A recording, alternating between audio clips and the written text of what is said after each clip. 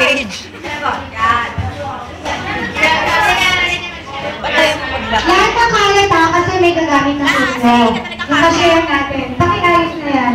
Tapos, yung kalat na yun, i-empty nyo na, i-diretso nyo sa basurahan. Boy. Ay, ganun kami.